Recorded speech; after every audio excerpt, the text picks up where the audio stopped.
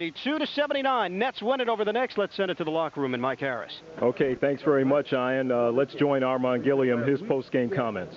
The other game against the Knicks, it seemed like it went always going the same way, except this time you don't fall out. Do you think you guys win that game with you playing last week the way you were going before you got ejected?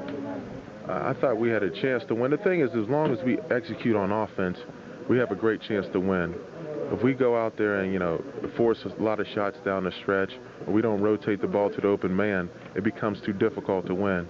That was the story last night in Orlando. We had a great chance to win that game, but we didn't play well enough offensively to do it. Can you tell me, I've noticed a trend. Chris Child seems to be the one who keeps bringing you guys back, who keeps giving you just incredible boosts. Well, I mean, what does this guy mean to his team? What does Chris Child mean to you guys?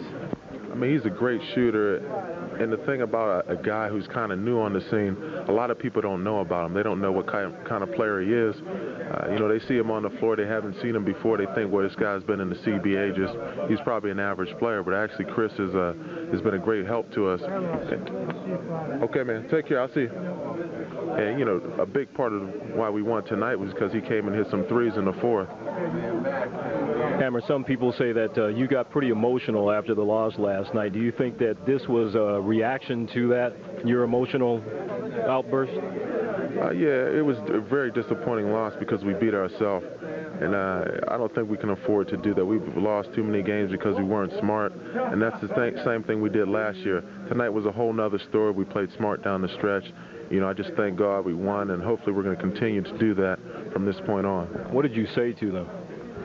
I'm not going to go into it, but we can't beat ourselves. I mean, if a guy on the floor is open, he has to get the ball.